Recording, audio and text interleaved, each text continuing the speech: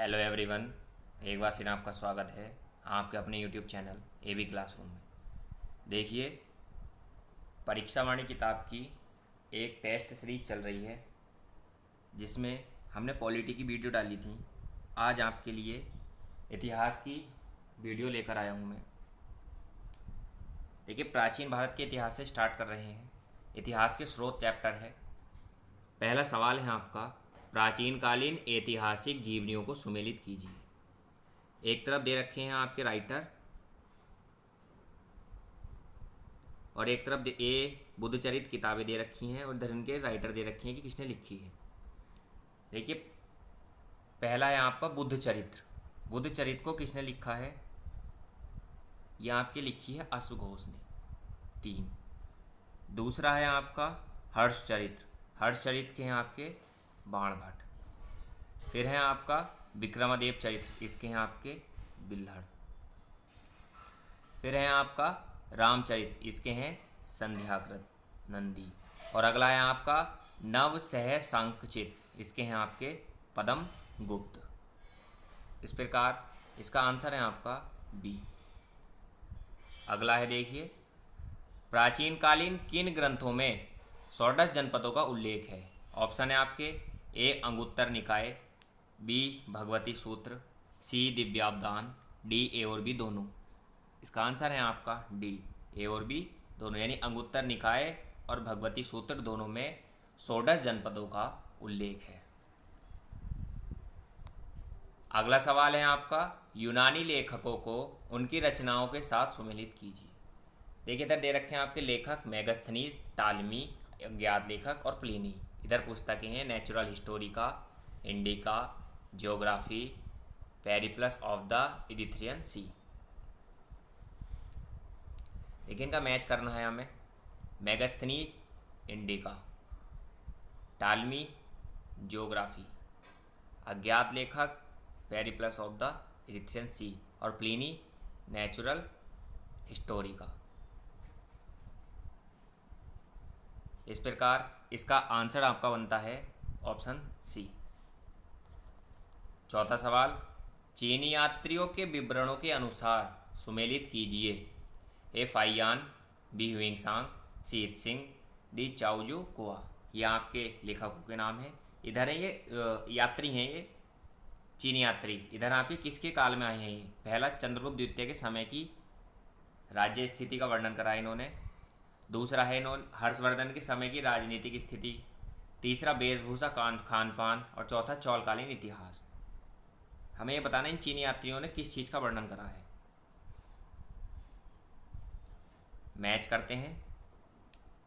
ए का है आपका पहला फाइयान चंद्रगुप्त द्वितीय, हुएंगसांग हर्षवर्धन, इत्सिंग वेशभूषा खान पान और चाउजू कुआ चौलकालीन इतिहास। इस प्रकार इसका आंसर बनता है आपका ऑप्शन सी। पांचवा सवाल, भारत में सबसे प्राचीन अभिलेख किस शासक के प्राप्त हुए हैं? ए कालाशोक, बी अजातशत्रु, सी चंद्रगुप्त मौर्य, डी अशोक। इसका आंसर है आपका डी अशोक। छठा सवाल है आपका, सर्वप्रथम 1837 ईस्वी में अशोक के शिलालेखों को किसके द्वारा पढ़ा गया? A Megasthenes, B Chanakya, C James Prinsep, D Deimachus. इसका आंसर है आपका सी जेम्स प्रिंसेप। सातवां सवाल, सबसे प्राचीन स्मृति कौन सी है? ए याज्ञवल्क्य, बी मनुस्मृति, सी नारद, डी पाराशर। इसका आंसर है आपका बी मनुस्मृति। आठवां सवाल, आदि काव्य की संज्ञा किसे दी जाती है? ए रामायण, बी महाभारत, सी गीता, डी भागवत पुराण। इसका आंसर है आपका ए रामायण। नवा सवाल, प्राचीनतम पुराण है? ए मत्स्य पुराण, बी भागवत पुराण, सी विष्णु पुराण, डी वायु पुराण। इसका आंसर है आपका ए मत्स्य पुराण, सबसे पुराना पुराण है आपका। 10वां सवाल, कृष्ण भक्ति का प्रथम और प्रधान ग्रंथ है? ए महाभारत, बी श्रीमद् भागवत गीता, सी गीत गोविंद। इनमें से कोई नहीं। इसका आंसर है हमारा बी। 11वां सवाल, प्राचीनतम व्याकरण अष्टाध्यायी के रचनाकार हैं? ए गौतम, बी कपिल, सी पतंजलि, डी पाणिनि।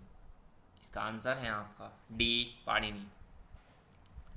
12वां सवाल, सुलभ सूत्र किस विषय से संबंधित पुस्तक है? ए ज्यामिति, बी ज्योतिष, सी गणित, डी खगोल। इसका आंसर है आपका ए ज्यामिति। 13वां सवाल है आपका, अशोक के निम्नलिखित अभिलेखों में से किसमें दक्षिण भारतीय राजाओं का उल्लेख हुआ है? ए तृतीय, बी द्वितीय, सी नवम मुख्य शिलालेख, डी प्रथम स्तंभ अभिलेख।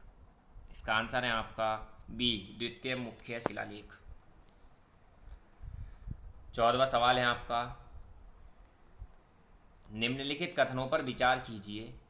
कथन ए, फाहियान ने उल्लेख किया है कि भारत का कोई भी सम्मानित व्यक्ति मांस नहीं खाता था। कथन, अशोक का युग शाकाहार के विकास की दृष्टि से मेल का पत्थर था। ऑप्शन है आपके ए तथा आर दोनों सही हैं और ए का सही स्पष्टीकरण आर है। बी, ए और आर दोनों सही हैं परंतु ए का सही स्पष्टीकरण आर नहीं है। सी, ए सही है परंतु आर गलत है। डी, ए गलत है परंतु आर सही है। इसका आंसर है आपका बी, ए तथा आर दोनों सही है परंतु ए का सही स्पष्टीकरण आर नहीं है। 15वां सवाल, सीयू की नामक यात्रा विवरण निम्नलिखित में से किससे जुड़ा है? ए फाहियान, बी अलबरूनी, सी मेगास्थनीज, डी ह्यूइंगसांग। इसका आंसर है आपका डी ह्यूइंगसांग। 16वां सवाल, 14वीं सदी ईसा पूर्व का एक अभिलेख जिसमें वैदिक देवताओं का वर्णन है प्राप्त हुआ है। ए एक बटाना से, बी मोगजकोई से, सी बेबीलोन से, डी बिसोटून से। इसका आंसर है आपका बी बोगजकोई से। 17वां सवाल, अष्टांग हृदय संहिता निम्नलिखित में से किससे संबंधित ग्रंथ है? ए खगोल शास्त्र, बी नीति शास्त्र, सी योग, डी चिकित्सा शास्त्र। इसका आंसर है आपका डी चिकित्सा शास्त्र। 18वां सवाल है आपका, अधोलिखित अभिलेखों का उनके शासकों द्वारा सुमेलित कीजिए। इधर आपके ए हाथी गुम्फा अभिलेख, देखिए इसको मैच करना है। हाथी गुम्फा अभिलेख आपका खारवेल से संबंधित है। बी है जूनागढ़ अभिलेख आपका रुद्रदामन से संबंधित है। फिर है आपका सी प्रयाग स्तंभ अभिलेख समुद्रगुप्त। फिर चौथा है आपका अहलौल अभिलेख पुलकेशिन द्वितीय। और पांचवा है आपका भीतरी तथा जूनागढ़ अभिलेख स्कंदगुप्त। इस प्रकार इसका सही आंसर है ए। 19वां सवाल, अशोक के नाम का स्पष्ट उल्लेख अधोलिखित अभिलेखों में से प्राप्त होता है। ए मास्की, बी गुजरा, सी नेटोर, डी उदयगोल्लम, ई उपयुक्त सभी। इसका आंसर है आपका ई उपयुक्त सभी। ये जितने भी अभिलेख हैं सभी में अशोक का नाम स्पष्ट मिलता है।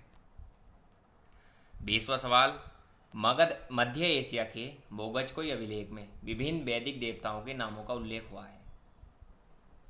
ए इंद्र, बी मित्र, सी वरुण, डी नासत्य, ई उपयुक्त सभी।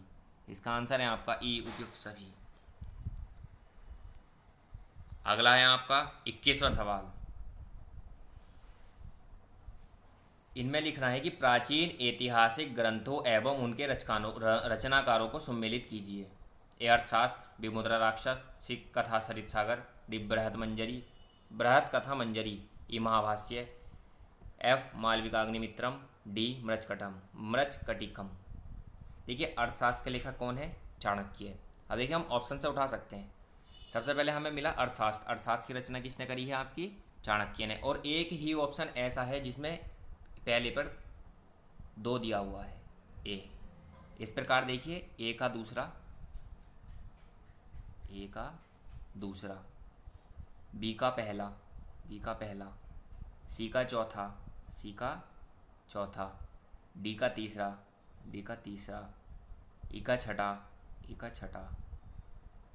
एफ का पांचवा और जी का 7वां। ये आपका आंसर है।